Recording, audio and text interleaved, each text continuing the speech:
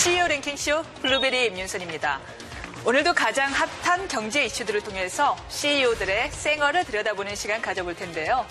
먼저 저와 함께 이야기 나눠주실 분들 오늘도 모시겠습니다. 안녕하세요. 네, 안녕하세요. 안녕하세요. 네. 안녕하세요. 블루베리 오늘로 벌써 10번째 시간을 맞았습니다. 네. 그리고 드디어 우리가 10회 만에 두 분의 지극한 친기업적, 좀 친기업적 인정하셨잖아요. 네, 그럼요. 사랑 덕분일까? 굉장히 흐뭇한 소식이 들렸어요. 어떤 소식? 네. 모 그룹의 한 회장님께서 네. 전 직원들이 다 모인 자리에서 임윤선의 블루베리를 꼭 집어서 그 블루베리를 시청한 사람 손 들어봐 했다는 거예요. 너 나가 이거 아니야? 그러니까 저도 약간 지금 그거 항의 안 하고 뭐 했어? 네. 그거 방송 나가게 만들어? 막 이런 거였나? 그런 뜻은 아니고 이제 두루두루 시청해라 이런 뜻으로 말씀하셨다고 하더라고요. 네. 그러니까 좀 저는 그 그룹의 회장님이 오해하실까봐 제가 말씀드리는데요. 저 사랑합니다. 어딘지는 아세요? 말할 순 없지만. 네, 아무튼 반면에 이제 기분이 나빴을 그룹도 있습니다. 그렇죠. 하지만 잘 아시다시피 이 억하심정을 갖고 디스하는 거와 관심을 가지고 비판을 하는 것과는 또 차이가 있지 않겠습니까?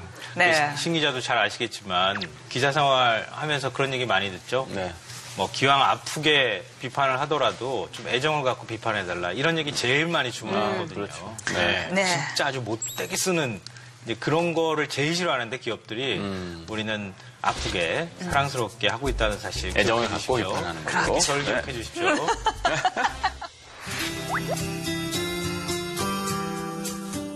핫한 재계 이슈들 한번 좀 정리하고 넘어갈까요? 삼성의 굴욕이 아닐까 싶은 생각이 드는데요. 뭐 지난 두 24일 달간의 이슈인 것 같습니다. 네. 그렇게 따지니까 또 그럴 것 같긴 한데 아시다시피 지난 24일 슈퍼 주총대회가 있었잖아요. 삼성전자도 주총이 있었는데 그때 아주 놀라운 일이 벌어졌습니다. 이 12살짜리 주주가 등장했어요. 그래서 이런 말을 합니다. 갤럭시 노트 7과 같은 폭발 사고가 다시는 일어나지 않았으면 좋겠다. 얼마나 가슴이 아프겠어요. 뜨끔했겠지. 그 앞에 있는 CEO나 이런 사람들이 임원들이 막 아주 진땀이 쭉 아니 나는 뭐 그런 스마트폰을 가져본 적이 없었던 친구일 텐데. 스마트폰 가져본 적 없다 그랬어요. 네. 그러니까 다음번에 그러면은 스마트폰 사면 어떤 걸 사고 싶냐 이렇게 물어봤는데 난 LG 제품 쓰고 싶어요. 이 아이가 그렇게 얘기했어요. 삼성전자 주총장에 가서 임원들이나 이런 사람들 다 있는데 LG 제품 쓸 거예요. 이 당돌한 12살짜리가 그래서 이 삼성의 굴욕이다. 삼성 측에서는 여러모로 느끼는 바가 많았을 거예요. 또 그렇죠. 기사도 크게 되고요. 네. 그런데 그날 또 화제가 됐던 발언 중에 하나는 그날 권오현 부회장이 네. 최순실 정유라 모녀에 대한 이야기를 언급을 안 할 줄 알았더니 했습니다. 네, 그러게요. 사실은 말씀을 안 하실 줄 알았습니다. 즉답을 피해가도 되는 곳이었어요. 이게 무슨 법정도 아니었고 주총 현장이었고 이정부 회장 관련된 이슈는 사실 좀 정치적인 이슈여서 발언 안 해도 됐는데 구태여 발언했는데 그게 또 합법적 절차다라고 주장하신 겁니다. 이런 내용이었어요. 관행적인 후원 활동의 일환이었다. 그런 다만 사용처가 잘못되었을 뿐이다. 이런 거죠. 자금의 용처와 자금의 집행 과정은 좀 구분해서 봅시다라고 얘기한 부분이 있는 거예요. 사실 법리적으로도 사실 논쟁거리가 있기도 해서 사실은 이런 발언을 주총해서 하는 건 적절치 않지 않았나 싶기도 해요. 네. 그러게요. 이 와중에 또 이재용 부회장은 SNS에서 굉장히 화제가 됐다고요? 이재용 부회장은 사실 일거수일투족이 화제가 되는 인물이에요. 그런데 지금 이제 구치소에 있으니까 오히려 더 궁금한 거죠. 안에서 이분이 어떻게 하고 있을까? 일화가 있는데 이제 조사하는 과정에서 식사 때가 됐답니다. 그러니까 한 조사관이 탕수육을 시켜주겠다고 권했다고 해요. 우대를 해드리겠다. 우대인 거죠. 네. 그랬더니 그렇죠. 이 부회장이 그러니까 수감 생활에 익숙해져야 되니까 자장면을 먹겠다라고 얘기를 했다고 해요. 박근혜 전 대통령이 검찰에서 조사받을 때도 밥을 뭘 먹었냐, 메뉴가 뭐였냐. 되게 중시해요, 기자들. 이게 사실은 그렇게 중요하지 않은 내용이잖아요. 근데 이것들이 마치 이제 중요한 것들인 것처럼 다뤄지고 얘기되는 것이 문제겠죠. 탕수육 먹었는지 짜장면 먹었는지 거기서 또 무슨 소탈하다 아니다 이런 얘기를 왜 해야 되나. 뭐 우리가 너무 이렇게 의미를 두기보다는 총수가 감옥에 갔을 때 사실 사람들이 그 사람은 어떤 충격을 정신적으로 받게 될까, 어떤 생활을 할까, 과연 이런 거에 관심을 가질 수밖에 없잖아요. 근데 그런 면에서 의외로 굉장히 적응을 잘하네. 이 정도 의미로 생각하면 될 것 같은데 굉장히 또 흥미로운 얘기가 있어요. 어떤? 이지용 부회장보다 조금 더 일찍 구속되신 분이 있어요. 김종전 문체부 차관. 네. 김종전 문체부 차관이 고참 노릇을 했던 것 같습니다. 이지용 부회장을 만났대요. 같이 마주친 거죠. 조사받다가 마주쳤는데 구치소에서 건강하게 생활하려면 운동하는 게 필요하다. 그래서 500ml 이 페트병에다가 이거를 물을 담아가지고 들었다 놨다 하면서 운동을 해라. 아령처럼 네. 아령 대신. 네. 그러니까 자기 체력 관리를 해야 된다. 이런 네. 것들도 조언을 해줬다고 하는데요. 근데 사실 저는 이런 생각이 들어요. 그러니까 많은 정보들이 있는데 그중에서 어떤 건 우리한테 필요한 신호고 어떤 건 우리가 들어봐야 소용없는 소음이거나 아니면 신호를 가려버리는 소음들이 있어요. 그러니까 예를 들면 이제 삼성 관련돼서도 이정 부회장이 밥을 무엇 먹었느냐. 이거는 소음이에요? 소음입니다. 그것도 사실은 그 언론이 만들어내는 소음인 거죠. 그러니까 우리 안에서 신호를 잡아내야 되는 건데 사실은 삼성 관련돼서 진짜 신호는 두 가지일 겁니다. 아마 이제 승계 과정에 대한 좀 더 면밀한 수사가 필요하겠죠. 또 사실은 삼성 갤럭시 시리즈가 생존할 수 있느냐 아니면 성장할 수 있느냐의 요소, 이게 신호죠. 박근혜 대통령의 경우에 사실은 신호라면 구속 이후에 얼마만큼 뇌물죄 입증을 할 것이냐일 거예요. 근데 사실은 이 안에서 끊임없이 또 대통령이 수감되고 나면 뭐 올림머리를 했네. 네, 말았네, 맞아요. 실핀을 24개를 뺐네. 말았네. 네, 맞아요. 네. 이런 걸로 어느 순간부터 우리의 관심사가 흩어져 있겠죠. 박근혜 전 대통령이 뇌물수수와 직권남용 등의 혐의로 오늘 새벽 구속됐습니다. 영장 심사를 맡은 강구영 영장 전담 판사는 주요 범죄 혐의가 소명되고 증거 인멸의 우려가 있다며 구속영장을 발부했습니다.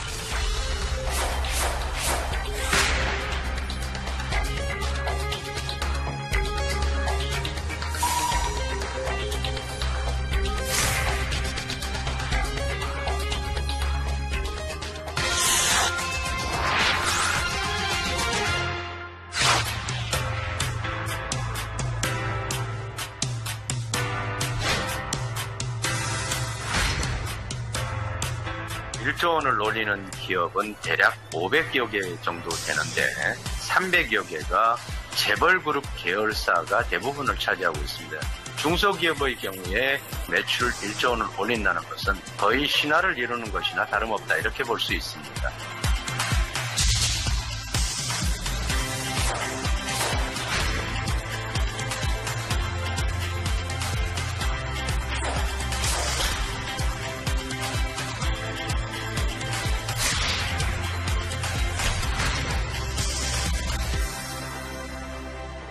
기업 얘기하면서 사실 이 몇십억, 몇백억 얘기 굉장히 우습게 해왔습니다. 그러다 보니까 이제 돈의 개념이 조금 이렇게 맹해졌어요. 1조 원이 얼마나 큰 돈인가 사실 감이 잘 안 잡히는데요. 우리 이제 뇌물로 사과 상자 뭐 이렇게 채로 10,000원짜리 넣어가지고 이렇게 준 적도 있잖아요. 박스택이요, 예. 그 10,000원짜리 채워줬을 때 꽉 채우면은 1억 원 들어가거든요. 근데 그 10,000원짜리를 꽉 채운 사과 상자로 10,000개 정도 된다고 생각하시면 돼요. 1조 원이. 그러니까 저희가 지금 이 1조 얘기를 꺼낸 이유는 뭐냐 하면요. 매출 1조를 달성한 회사들의 이야기를 오늘 좀 해보려고 하는데 워낙에 그동안 우리가 매출이 여기는 몇십억, 몇백억, 그리고 누구는 재산이 몇 조 이러다 보니까 조금 조에 대한 개념이 불분명해진 것 같아요. 네, 그래서 맞아요. 이제 조라는 예. 개념이 얼마나 큰 개념인지를 한번 그 뒤에 여쭤보고요. 제가 그 말씀을 드리려고 했던 건데 네. 우리 보통 이제 주식시장에서 1조 클럽 이렇게 표현하기도 하고 그러잖아요. 1조 클럽이라는 게 삼성전자는 분기당 이익이 10조 이렇게 얘기하니까 얼마 안 되는 것 같지만 기업이 달성할 수 있는 매출액으로서는 정말 엄청난 금액입니다. 그러니까 기업으로서 평가를 받는다고 하면은 한 우등상 정도 받은 거라고 생각하면 되고요. 그 기업이 속한 분야에 기업으로서 시장 지배적 사업자가 됐다. 그러니까 시장을 주도할 수 있는 정도의 위치에 올라섰다. 이런 개념으로 생각하시면 될 것 같아요. 그러니까 우리나라 기업 중에 매출 1조 원을 달성할 수 있는 기업은 한 2%에서 3%에 불과합니다. 내신 1등급이네요. 사실은 그게 매출 1조다. 굉장히 크죠. 글로벌 기업의 경우에는 이제 영업이익 베이스입니다. 조 단위도. 하지만 이제 우리가 얘기하려고 하는 이제 재계 최우등생 매출 1조 이거는 정확하게 내수 소비재 기업들인 거예요. 그 안에서 1조라고 하는 건 엄청난 의미가 있죠. 특히나 우리처럼 인구가 5천만 정도 살짝 넘는 정도의 이런 시장 내수 규모 안에서 특정 기업이 매출 1조 원을 넘었다. 네. 우등생? 맞죠. 맞습니다. 네. 네. 그러니까 지금 신 기자가 자주 쓰는 말, 그러니까 중우장대. 중우장대. 예, 네. 그런 기업들은 1조 클럽 올라가기가 상대적으로 네. 쉽다고 표현하면 좀 그렇지만 덩어리가 어폐가 자체가 있지만 크죠. 하여튼 덩치가 크니까 맨날 중우장대 하지만 우리가 경박단소. 그게 이제 일반적인 제조업을 맞아요. 의미하거든요. 그러니까 국내에 그런 기업들이 매출 1조를 달성하는 것은 굉장히 어려운 일입니다. 화장품 분야에서 약진하고 있는 기업이 있는데요. 또 화장품 ODM 전문 기업인 코스맥스 그룹이라고 있는데 여기가 이제 매출 1조 원을 돌파했습니다. 그러니까 세계 1위 화장품 기업인 로레알의 파트너사로 저력을 지금 발휘하고 있는데요. 지난해 또 우리 사드 문제 때문에 유코도 많이 줄어들고 그다음에 중국 쪽에 그 소비가 많이 줄어들게 됐잖아요. 그러는데도 불구하고 한 1조 정도를 달성했으니까 엄청나게 약진하고 있는 기업이라고 볼 수 있겠죠. 아무래도 뭐 파트너사가 로레알이다 보니까 미국 기업이다 보니까 사드 영향을 조금 덜 받은 것 그런 아닌가 측면도 있을 수 있고요. 하는 생각을 하고요. 그리고 단일 브랜드로 매출 1조를 달성한 돌파한 기업도 있습니다. 네. 우리가 너무 잘 알고 있는 브랜드예요. 참이슬, 하이트진로의. 그 청룡한 이름. 네, 이슬. 아, 좋아하시는구나. 진로. 네. 1998년도에 이제 그 10월에 처음 출시를 했는데요. 18년 만에 1조 클럽에 들어갔어요. 단일 브랜드로. 네. 그러니까 엄청난 거죠. 그러니까 작년에 17억 병이 판매가 됐다고 합니다. 17억 병. 네. 그러니까 국민 1인당으로 1년에 먹는 소주 병수를 계산해 보면 48.5병. 일주에 한 병씩은 마신 거네요. 그러네요. 그러니까 그것도 네. 국민 1인당으로 따졌으니까 그렇지 성인으로 따지면은 뭐 그럼 성인 한 명당 일주일에 2병은 마신 거네요. 이야. 그렇죠. 평균에 기여하셨어요. 저는 많이 기억 못한 것 같은데요. 죄송합니다. 저는 뭐 대충 평균은 기여한 것 같아요. 네, 평균에 기여하셨군요. 네, 시름이 많으셨군요. 근데 이 브랜드는 아니었어요. 네. 근데 요즘 시국이 또 어수선하잖아요. 네. 이럴 때 또 사람들하고 같이 만나서 소주잔 기울이게 되는데 뭐 그런 것도 영향을 미치지 않나 뭐 이런 생각 들어요. 사실 하이트 진로가 5년 만에 희망퇴직을 실시할 정도로 약간 재정적으로는 조금 힘든 상황인데요. 그래도 참이슬 덕에 어느 정도 좀 버티지 않았을까 싶습니다. 어려운 경제 상황에서도요, 이렇게 자신들만의 경쟁력을 앞세워 매출 1조의 목표를 달성한 기업들이 적지 않은데요. 그 뒤에는 과연 어떤 노력들이 있었을까요? 최근 초고속 성장을 거듭해서 매출 1조 원 달성의 고지를 바로 눈앞에 둔 기업들을 통해서 그 답을 찾아보도록 하겠습니다. 매출 1조 기업의 성장 동력, 다음 인물을 통해서 함께 알아보시죠.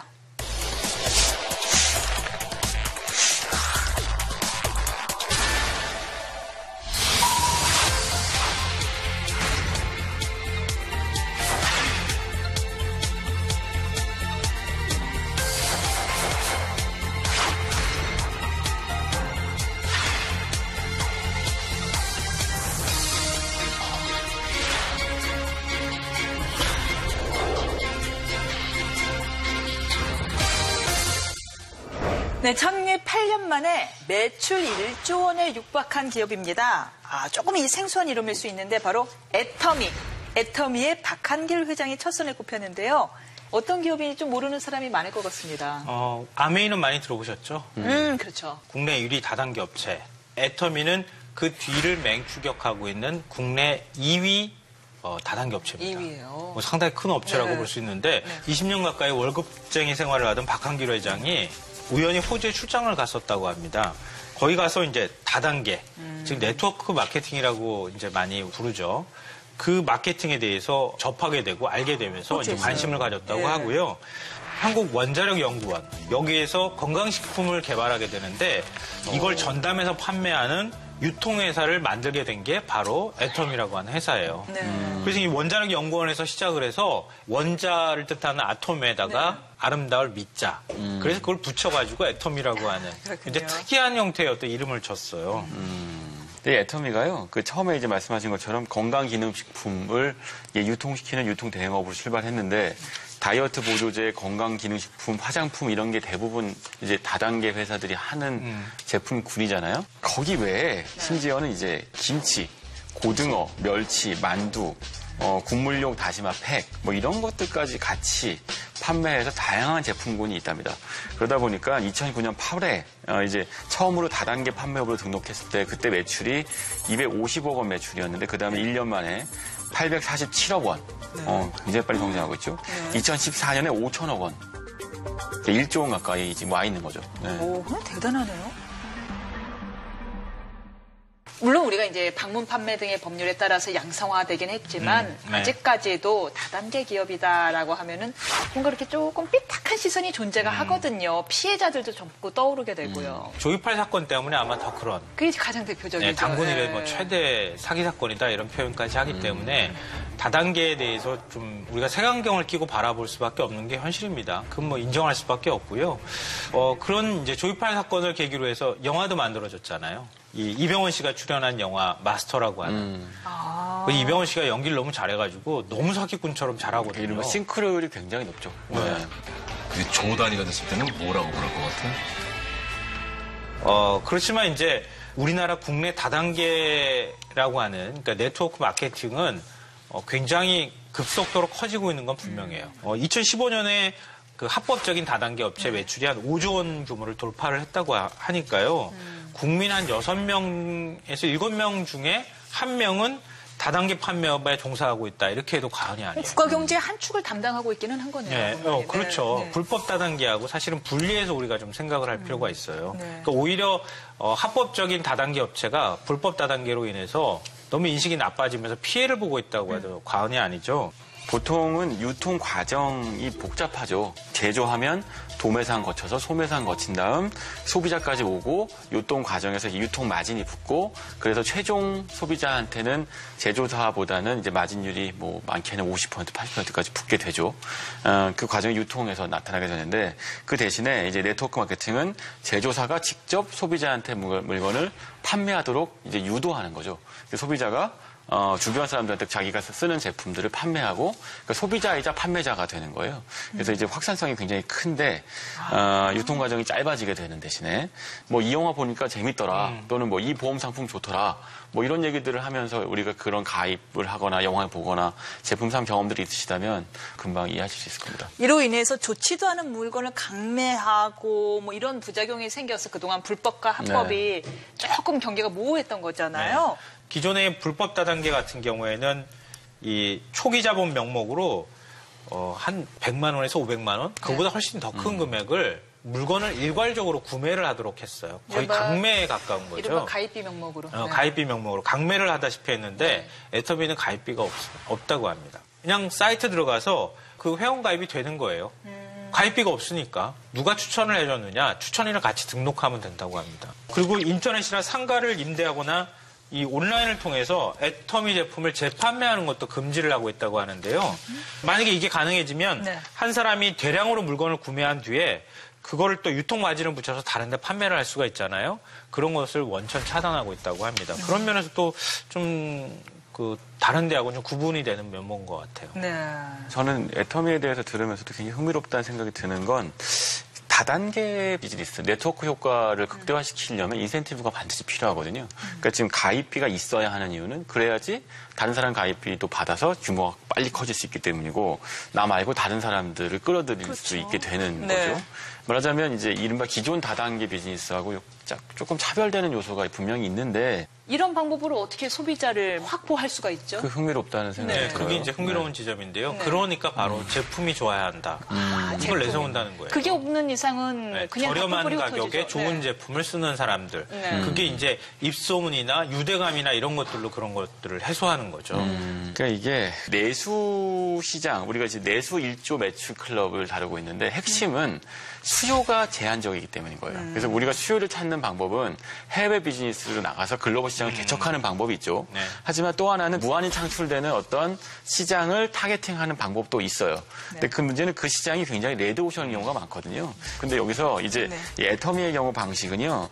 그런 식의 그 레드오션 안에서 이걸 쓰면 나도 좋고 주변 사람도 좋으니까 자꾸 점점 애터미 제품을 주변 사람들한테 권하게 되는 방식으로 그 시장을 잠식해가는 방식을 쓴 것 같습니다.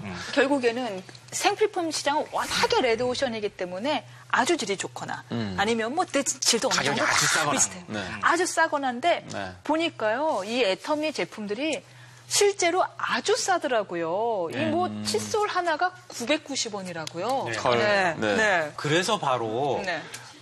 지금 애터미식 방식이 저성장 시대, 제로 성장 시대에 맞는 거예요. 저성장 시대에 접어들면 호주머니에 돈이 없잖아요. 굉장히 정보력은 많아졌고 인터넷에 들어가서 찾아보기도 하고 그런데 제품 가격은 싸야 하잖아요. 지금 거기에 딱 맞는 거예요, 사실은. 그러니까 제품 퀄리티는 좋지만 제품 가격은 싼 이런 시장을 타겟팅으로 삼고 있는 거예요. 애텀의 경우에는 회원 수가 350만 명쯤 된답니다. 근데 그 안에서 이제 판매 수당을 받기 위해서 물건을 파는 회원 수가 극히 낮아요. 8% 정도 된다고 하고요. 나머지 91%죠. 92%. 실사용자들. 네, 실소비자에 가깝다고 합니다. 그러니까 그 얘기는 무슨 얘기냐면 제품에 대한 만족도가 높다는 거죠. 물건을 팔기 위해서 이 물건을 사는 게 아니고 내가 쓰기 위해서 물건을 산다에 가까운 것 같아요. 네. 높아진 소비자들의 눈을 만족시킬 정도로 어느 정도의 질을 유지하면서 유통할 수 있었던 그 비결이 뭐예요? 그러니까 박한길 회장이 내고는 네 글자가 있어요. 네. 정선상약. 철저히 소비자 눈높이에서 좋은 제품을 골라서 최소한의 이윤만 남기겠다 이런 원칙을 계속 고수하고 있다고 하는데요. 그러니까 박한길 회장이 칫솔을 출시하기 전에 이 시중에서 판매하는 칫솔 수십 개를 사다가 직접 막 몇 달에 걸쳐서 써봤다 그래요. 그러니까 다 이거는 뭐가 좋고 이건 뭐가 좋고 검치되셨겠네요. 네. 그 중에서 가장 품질이 괜찮은 것 같다, 잘 맞는 것 같다 이런 칫솔을 딱 골라서 그 업체를 찾아간 거예요. 그 업체하고 이제 계약을 하려고 하는데. 할인가가 그 당시에 1,600원이었다고 하거든요. 개당. 이거를 990원에 나한테 팔아라. 이렇게 얘기를 한 거예요. 그럼 안 팔죠. 당연히 안 팔지. 업체 입장에서 1,600원짜리를 990원에 누가 팔겠어요. 그럴 때 이 내세운 조건이 있다고 합니다. 첫째, 칫솔을 연간 1,000만 개 우리가 팔아주겠다. 네. 둘째, 원료값을 성금으로 지불하겠다. 이렇게 약속을 했다고 합니다. 그러니까 업체 입장에서는 해볼 만한 일인 것 같다. 이렇게 해서 이제 납품을 하기 시작했던 거죠. 유통에 대한 웬만한 자신감이 있지 않고서야 그렇게 뭐 성금으로 지급하고 이렇게 대량을 주문할 수는 없을 것 같은데요. 근데 한편으로는 지금 말씀하신 것처럼 싼 값에 많은 걸 주문하는 방식이 뭐랄까요? 홈쇼핑 채널이랑 유통 방식이 좀 비슷해 보입니다. 제조업체들이 가장 고민하는 것은 유통을 어떻게 시킬까죠? 유통이 제일 무서워요. 네, 그것 때문에 유통하려고 뭐 대형 유통마트에 들어가서 그 좋은 자리 차지하려고 비싼 값을 내는 거 아니겠습니까? 네. 근데 사실은 대형 유통마트에 입점하고 그 유통되는 비용도 상당해서 소비자한테 전가되는 부분이 있는데 애터미를 이용하면 그 비용이 절감되는 거죠. 그 덕분에 제품값도 싸지게 되는 거고 그러니까 유통망을 이용할 만한 가치가 있다고 보는 거예요. 아까 이제 칫솔 저도 990원짜리가 1,000만 개라는 얘기는 좀 놀라운데 대규모 대량 판매 유통망을 확보한 덕분에 애터미하고 계약을 맺으면 그 제조업체가 상당히 큰 대박이 나는 경우들이 많다고 합니다. 예를 들면 그 칫솔 업체죠. 디오텍 코리아의 경우에는 그 납품 전 2009년에는요 매출이 5억 4천만 원 정도였대요. 2014년에 99억 원이랍니다. 엄청난 성장을 했죠. 이런 사례들이 꽤 있다고 하는데요. 이런 거 보면 유통망으로서 애터미의 파워가 좀 입증되는 부분이 있는 것 같네요. 네. 국내 1호 연구소 기업으로 등록된 콜마 B&H라고 하는 기업이 있는데요. 화장품에서 한국 콜마는 아시는 분이 좀 여자들은 있을 다 거예요. 알죠. 네, 네. 근데 한국 콜마하고 한국 원자력 연구원이 함께 출자해서 만든 기업이에요. 건강기능식품하고 고순도 화장품을 만들어서 애터미에 납품을 이 기업이 했어요. 근데 2016년, 그러니까 작년 기준으로 해서 시가총액이 9,700억 원대가 됐다고 합니다. 아, 상장 기업이에요? 그래요? 유통망을 정말 절실히 원하는 기업들이 지금 애터미 같은데 유통을 태우게 되면 그러면 제품이 검증만 된다고 하면은 순식간에 굉장히 빠른 속도로 판매가 되고 그 기업이 성장하도록 하는 밑거름이 될 수 있다는 거죠. 그 구슬도 깨어야 보배라고 이 정말 좋은 구슬을 만들어 놓고서도 이 실을 깨지 못해 갖고는 물건을 판매하지 못해서 결국 처분하는 제조업자들 많이 봤거든요. 그럼요. 그러면 지금 애터미처럼 이 다단계 즉 네트워크 마케팅을 통해서 성공한 또 다른 사례가 있나요? 뭐 대표적인 케이스가 웅진 있겠죠. 웅진, 그러네요. 웅진은 뭐 네. 방판의 뭐 교과서 같은 곳인데. 네. 97년 외환위기 때 매출이 급감했을 때 그때도 방문 판매 덕분에 이 위기를 극복했어요. 웅진을 구하는 건 늘 방문 판매인데 또 하나는 이제 전형적으로 아모레퍼시픽 옛날 있죠. 태평양 시절에. 네, 맞습니다. 역시나 이제 방판 사업 덕분에 유통혁명을 일으켰고 지금도 역시 2014년 기준으로 방문 판매원이 한 3만 5천 명 정도 있다고 하네요. 다단계 하면은 조금 뭐 약간 꺼림직하게 느꼈던 사람들도 아모레퍼시픽이나 웅진 이야기를 듣고서는 그렇죠. 아 다단계라고 해서 꼭 그렇게 뭐 이렇게 삐딱한 시선으로 볼 건 아니겠다라는 생각이 들 것 같아요. 이미 우리 일상생활에 네. 많이 다단계 판매 방식이 적용되고 네. 있다는 거예요. 레조션에 접근하기 위한 방식은 두 가지 중에 하나입니다. 하나는 엄청난 마케팅 비용을 쏟아부어서 사람들이 머릿속에 갖고 있는 브랜드에 대한 인식을 바꿔버리는 거죠. 이른바 이제 그 공중전이죠. 융단 폭격을 해서 시장 판도 바꾸는 방법이 있고 아니면 이렇게 다단계, 이건 제가 느낀 게릴라전 같은데 무슨 얘기냐면 그래. 그 시장 틈새로 들어가서 사람 면 대 면으로 이거 내가 써봤더니 너무 좋더라 라고 이야기해서 하나씩 바꿔나가는 방식인 거예요. 진짜 게릴라전이네요. 애터미의 경우에 사실은 후자, 게릴라전을 벌이는 기업이고 그거에서 성공한 사례인 것 같네요. 물론 요즘은요. 온라인 판매, 온라인 방판, SNS 방판 이런 식으로 면대면에 페이스투페이스 접속이 없는 형태의 방판도 늘어나고 있죠. 온라인 시대가 온 바람에요. 오히려 다단계 유통이 좀 더 양성화되는 데 도움이 되지 않았을까 싶습니다. 지금은 질이 담보가 되지 않는 이상 말만으로는 더 이상 소비가 퍼지지가 않으니까요. 온라인으로 다 뒤져보니까. 네. 그러니까 오히려 다단계 업체들이 실력으로 승부할 수밖에 없는 이런 시대가 오고 또 양성화에 일조한 게 아닌가 싶습니다. 사실 매출을 1억 원에서 2억 원으로 늘리는 거는 뭐 쉽다면 쉽겠죠. 그렇지만 매출 1조 원 기업을요 2배로 성장시키는 거 정말 어려운 일인 것 같습니다. 막상 이렇게 어렵게 매출 1조 원의 고지를 겨우 넘어섰지만 더 이상의 성장 동력을 찾지 못해서 난항을 겪고 있는 기업들도 적지 않습니다. 그렇다면 현재 성장 정체기에 접어든 기업들은 과연 어떤 돌파구를 마련하고 있을까요? 매출 1조 원 기업의 성장 동력, 다음 인물을 통해서 알아보도록 하겠습니다.